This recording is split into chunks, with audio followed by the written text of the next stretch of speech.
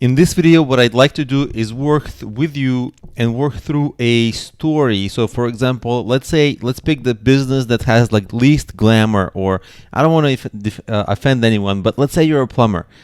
This video is brought to you by Oppie Pies Academy. And you might think to yourself, well, as a regular plumber, how can I stand out and how can I get attention? So what I have for you is 18 ways for you to stand out, and I'm going to show them to you in a second. What I would like for you to do is, whatever your business is, maybe you're a gardener, maybe you have a mobile app, something, try to add as many ways as you can differentiate, stand out, catch attention as possible. And I'm going to count to 3 seconds. And in this 3 seconds, pause the video, because what I'm going to do is I'm going to paste the 18 different ways that a plumber can stand out. And after that, I'll basically be giving you a lot of the answers for how to dress up your business. But I would like to have you try it first to get practice, because if you really practice, it's better to learn by doing. So try to do this for your business now, and then pause the video. I'm going to give you 1, 2, 3, and I'm going to paste the answers. Here you go, and I'll walk you through the answers. How does a plumber stand out? Okay, so this took me about 10 to 15 minutes to prepare, and I just sat down and I thought to myself, how does a plumber stand out? And let's go over these. Let's say you're a plumber for the stars, celebrity plumber, okay? There's even a TV show like Real Estate for the Stars or something. So it's a common thing that people do. Plumbing savior or DIY educator. What I mean by that is, like, let's say somebody has their bathroom broken or toilet stuck or totally, they go to YouTube, they find you, or they find some tutorial of yours and you save them, and they don't have to hire a plumber. You can save them. They can do it on their own. DIY means do it yourself.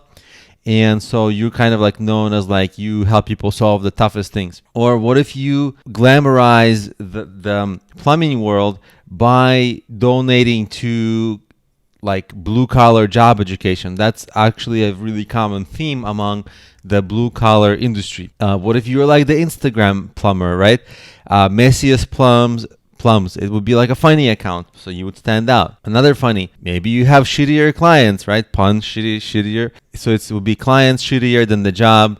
And so you kind of would like have an Instagram or Facebook or YouTube where you like talk about your clients. It's maybe some of these take a little bit of guts, because you don't want to piss off your clients because they're going to give you bad reviews. So some of these you don't have to do. These are just examples, but the real example here is the sheer variety of things you can do, and you really only have to pick one of these. And something cool and funny, right? Dating life of a plumber. So you can maybe document your dating life. Maybe you create a plumbing school. Maybe you have like local plumbing workshops so that you teach people how to fix the messy jobs, or how to save water, or how to do something like environmental with the plumbing, or anything. You hold workshops, and if you have cool workshops regularly, you'll get attention in the media from local TV, maybe local newspaper, maybe local magazines, local blogs, local websites, so you can get publicity that way. Then you can teach people how to buy the best plumbing equipment for their homes, and you can do this on YouTube. You can do this with tutorials, just like you could do this on, with workshops in person. Or you can do like a feel-good story, right? Some like gangster turned plumber, or whatever you used to be, maybe homeless person turned plumber. I don't want to insult anyone, but you see basically like somebody who had a difficult life, then they turn plumber and they're able to have a normal middle-class life. It's a feel-good story. And you lead with that feel-good story, and people buy into that. They're like, oh yeah, and they want to support you, and people want to talk about you as a great example. So of course, when people want to talk about you, that's opportunity for publicity. Maybe you create some kind of mobile app, like some new technology makes old things more cool. In my case, I created mobile apps for business planning. Business planning is like a really old concept, but the mobile apps for planning was like shiny and new, and that got me a lot of attention actually. Maybe you're a vlogging plumber, so maybe like you go and you film yourself on your cell phone and post it to YouTube, so you kind of show people your jobs and walk people through your day, and people can kind of watch you regularly. Like, people are into this sort of thing. There's a lot of vlogging channels out there on YouTube. Maybe you are some kind of like a community give back plumber, where you do something for the community. Or maybe you do plumbing with style and flair. Maybe you dress up in like fancy suits to go to the plumbing jobs, and really, when your clients see you, they're like, "Wow, like a regular plumber would dress in overalls, but like you're like, you've got like a fedora and a feather cap and a whole funny, like fun kind of funky style, and you make plumbing fun." These are outlandish ideas, but that's the whole point, because you have to stand out and get attention, have a compelling, eye-catching story. Now, maybe you're doing plumbing for kittens, right? Or really any other charity. So maybe you're plumbing to save kittens. Cool. Really fun, feel-good story.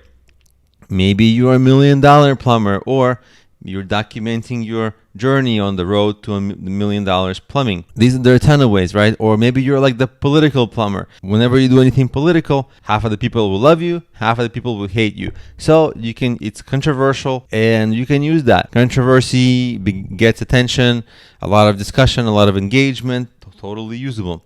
Or if you're a hot plumber, this wouldn't be the case for me if I was a plumber, but let's say you are a hot plumber, flaunt it. So those are 18 things you can do. And you see, if I had sat down for a longer amount of time, I would have come up with 10 more, 20 more, 30 more. But in 15 minutes, I got a lot of different ideas.